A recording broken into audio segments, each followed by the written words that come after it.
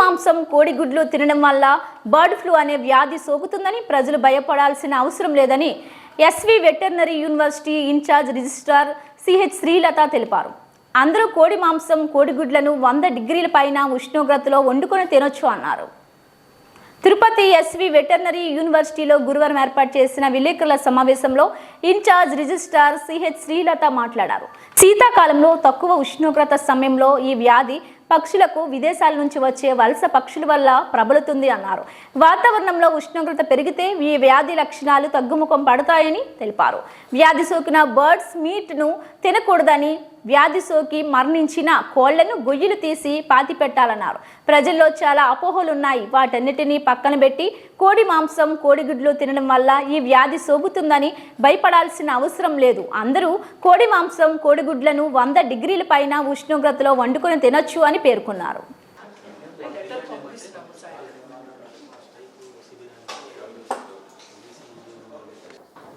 ఈ మధ్యకాలంలో కోళ్లల్లో మరణాల శాతం బర్డ్ ఫ్లూ మూలన అధికంగా ఉంది. ఇది మీ అందరికీ తెలిసిందే.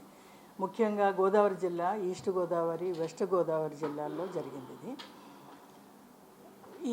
ఈ బర్డ్ ఫ్లూ అంటే ఏంటి, దీని అవగాహన కల్పించటానికి చాలామందిలో ప్రజల్లో భయాందోళనలు ఏర్పడింది. ఈ మరణాల శాతం వలన అసలు కోడిగుడ్లు తినవచ్చా, మీట్ తినొచ్చా, చికెన్ మీట్ అనేది, ఈ సంశయాలన్నిటినీ మేము దానికి ఆన్సర్స్ ఇవ్వటానికి, ఆ భయాందోళనని తొలగించడానికి ఈ ప్రెస్ మీట్ అరేంజ్ చేయటమైంది. ఈ బర్డ్ ఫ్లూ అనేది ఏవియన్ ఇన్ఫ్లుయెంజా వైరస్ మూలన సోకుతుంది. ఎస్పెషల్లీ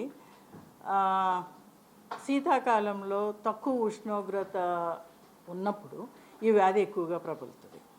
సో ఇది H5N1 అనే వైరస్ ద్వారా జరుగుతుంది. ఎక్కువగా శ్వాసకోశ సంబంధించిన వ్యాధి ఇది. సో ఈ వ్యాధి సోకినప్పుడు జనరల్గా ముందు ఏంటంటే ఈ వ్యాధి ఎలా సంక్రమిస్తుంది అని అడిగితే, ఈ వ్యాధి ముఖ్యంగా మనకి వాటర్ ఫౌల్స్ అండ్ వలస వచ్చే పక్షుల ద్వారా ఈ వ్యాధి స్ప్రెడ్ అవుతుంది.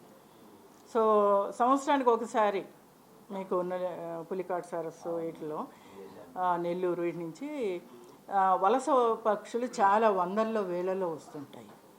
సో ఈ వలస పక్షులు వాటర్ ఫౌల్స్ క్యారియర్స్ లాగా పనిచేస్తాయి. సో అవి వైరస్ని క్యారీ చేస్తాయి, కానీ అవి వ్యాధి అనేది వాటికి సోకదు.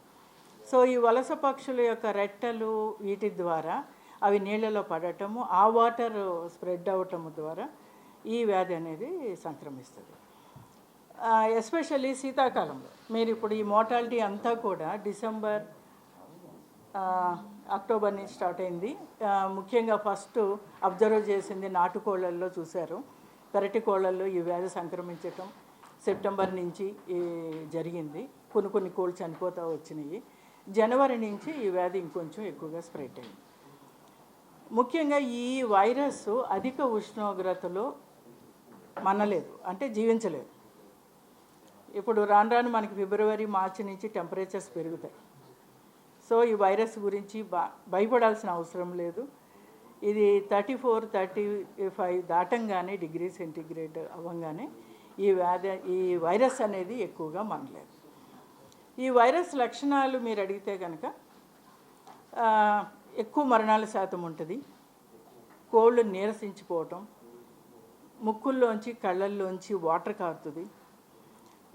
తర్వాత గ్రీనిష్ టైప్ ఆఫ్ డయేరియా అనేది ఉంటుంది. కొన్ని కోళ్ళల్లో మెడ వంకరపోవటం, కాళ్ళు వంకరపోవటం ఇవన్నీ జరుగుతాయి. గుడ్ల ఉత్పత్తి తగ్గుతుంది. ఈ లక్షణాలు ఎక్కువగా ఉంటాయి. ఇక్కడ మనం రైతులకి మేము చెప్పాల్సింది ఏమనుకుంటున్నామంటే, ఈ లక్షణాలు చూసినప్పుడు ఇమీడియట్గా సంబంధిత అధికారులకి చెప్పాల్సి ఉంటుంది. సో ఎప్పుడైతే మరణాల శాతం ఎక్కువగా ఉండి ఈ వ్యాధి లక్షణాలు అబ్జర్వ్ చేసినప్పుడు కోళ్ళ రైతులు ఇమీడియట్గా సంబంధిత అధికారులకి చెప్పాల్సి ఉంటుంది. తర్వాత ముఖ్యంగా ఈ వ్యాధి ఎందుకు స్ప్రెడ్ అయింది అంటే, మరణాల శాతం ఎక్కువ ఉన్నప్పుడు కోళ్ళ రైతులు కానీ కొంతమంది కానీ ఇండిస్క్రిమినేట్గా ప్రాపర్ డిస్పోజల్ అనేది సరిగా లేదు. ఈ బర్డ్స్ని సరిగ్గా డిస్పోజ్ చేయనప్పుడు, ఎక్కడ పడితే అక్కడ పారేసినప్పుడు ఈ ముక్కుల్లోంచి కారే ద్రవాల ద్వారా, కళ్ళ నుంచి కారే ద్రవాల ద్వారా తొందరగా స్ప్రెడ్ అవుతుంది వైరస్. అందులో ఈ వ్యాధి లక్షణం, ముఖ్య లక్షణం ఏంటంటే తొందరగా బర్డ్ టు బర్డ్ తొందరగా స్ప్రెడ్ అవుతుంది, not bird to human beings, not to bird to human beings. ఇక్కడ తీసుకోవాల్సిన జాగ్రత్తలు ఏంటంటే, అందరికీ కూడా భయంగా ఉంది, అమ్మ మరణాల శాతం ఎక్కువ ఉంది, గుడ్లు తింటే ఏంటి, మాంసం తింటే ఏంటి అనేది. ఈ మరణాల శాతం ఎక్కువగా ఉన్న కోళ్ల ఫారాల్లో ఎవరైతే సిబ్బంది పనిచేస్తున్నారో వాళ్ళు పర్సనల్ ప్రొటెక్టివ్ ఎక్విప్మెంట్ కిట్ అనేది జాగ్రత్త తీసుకోవాలి. అలాగే మనుషులు కానీ వాహనాలు కానీ మూమెంట్ అనేది తగ్గాలి. ఇండిస్క్రిమినేట్గా మూమెంట్ లేకుండా మనుషులు, వాహనాలు ఇక్కడి నుంచి అక్కడికి వెళ్ళటం, ఆ ఫామ్ నుంచి ఈ ఫామ్కి వెళ్ళటం అనేది లేకుండా ఈ వాహనాల రాకపోకలు, మనుషుల రాకపోకలు ఇవన్నీ కూడా మినిమైజ్ చేయాలి.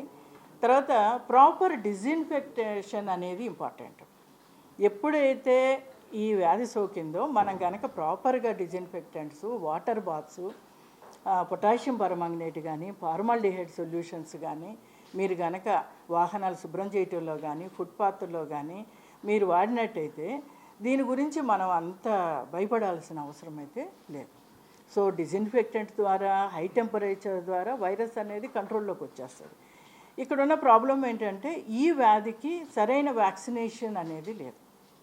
మన వ్యాక్సినేషన్ ఆర్డీకి, మ్యారిక్స్ డిసీజ్కి ఉన్నట్టుగా ఈ ఏవియన్ ఇన్ఫ్లుయెంజాకి వైరస్ అనేది లేదు. సో ఇక్కడ ట్రీట్మెంట్ లేదు కాబట్టి మనకి నివారణ అనేది ఇంపార్టెంట్, అంటే బయోసెక్యూరిటీ మెజర్స్ అంటాం. సో ఆల్రెడీ మీకు చెప్పింది ఏంటంటే డిజిన్ఫెక్టెంట్స్ వాడటం, మనుషులు కానీ వాహనాల రాకపోకలు తగ్గించుకోవటం, ప్రాపర్ డిస్పోజల్ ఆఫ్ కార్కస్ అనేది ఇంపార్టెంటు. అంటే గొంత తవ్వి, సపోజ్ ఎక్కువ బర్డ్స్ చనిపోతున్నాయి అనుకోండి ఈ వ్యాధి లక్షణాలతో, గొంత తవ్వి బాగా లోతుగా పూర్తి చేసి దాని మీద బ్లీచింగ్ పౌడర్ వేసి దాని మీద ముళ్ళకంపలు అవి పెడితే కుక్కలు కానీ పక్షులు కానీ ఆ బర్డ్స్ని బయటికి తీసుకురాకుండా ఉంటాయి. తర్వాత ప్రొటెక్టివ్ కిట్స్ అనేది మెజర్స్ తీసుకోవాలి.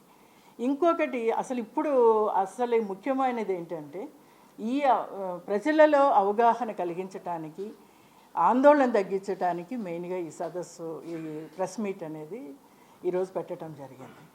సో ద ఫస్ట్ క్వశ్చన్ ఏమిటంటే అందరూ కూడా చిన్నాళ్ళ నుంచి పెద్దవాళ్ళ దాకా కోడిగుడ్లు తినొచ్చా, చికెన్ తినొచ్చా అనేది. బాగా ఉడకబెట్టిన కోళ్ళల్లో కానీ, కోడిగుడ్డు కానీ, చికెన్ మీట్లో కానీ ఈ వైరస్ ఉండదు. మన ఇండియన్ కుకింగ్ హ్యాబిట్స్ ఈ వైరస్ని ప్రివెంట్ చేస్తాయి. మనము మోర్ దాన్ 100 degreesలో మనము కుక్ చేస్తున్నాం. సో డెఫినెట్గా ఇక్కడ వైరస్ అనేది కిల్ అవుతుంది. సో ఎటువంటి అపోహలు లేకుండా మనం ఎగ్స్ తీసుకోవచ్చు, చికెన్ మీట్ కూడా తీసుకోవచ్చు. ఇది ఎటువంటి ప్రాబ్లమ్స్ క్రియేట్ చేయదు. తర్వాత ఏంటంటే ఈ రైతులకు అవగాహన కలిగించాలి. Proper disposal of the carcass important, disinfectants వాడటం అనేది ఇంపార్టెంట్ అనేది రైతులకి అవగాహన కల్పించాలి. ఈ శాంపుల్స్ అవి కూడా మనం ఈ గోదావరి జిల్లాలో వచ్చినప్పుడు శాంపుల్స్ అన్నీ కూడా భోపాల్కి పంపించటము, వాళ్ళు బర్డ్ ఫ్లూ అని వ్యాధి నిర్ధారణ చేయటం అనేది జరిగింది. శాంపుల్స్ ఎక్కడ పడితే అక్కడ కూడా మనము టెస్ట్ చేయము, భోపాల్లోనే ఇట్ ఇస్ ఐడెంటిఫైడ్ స్పేస్, ఆ ల్యాబ్లోనే వీఆర్ డయాగ్నోసింగ్ దట్ డిసీజ్. ఇక్కడ మా స్టాఫ్ అందరూ కూడా వచ్చారు, విభాగాధిపతులు. ఇప్పుడు madam Shubhamani madam director of extension, సంచాలకులు విస్తరణ,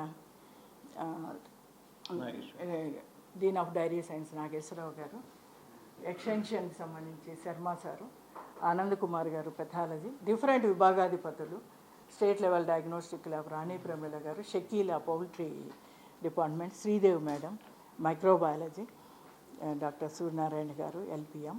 సో డిఫరెంట్ విభాగాధిపతులను కూడా పిలిచాము. ఎందుకనంటే అందరూ కూడా మీకు ఏదన్నా డౌట్స్ ఉన్నా కూడా ఈరోజు క్లియర్ చేయటానికి, ప్రజల్లో అవగాహన ఇవ్వటానికి, వాళ్ళకున్న భయాందోళనలని తొలగించడానికి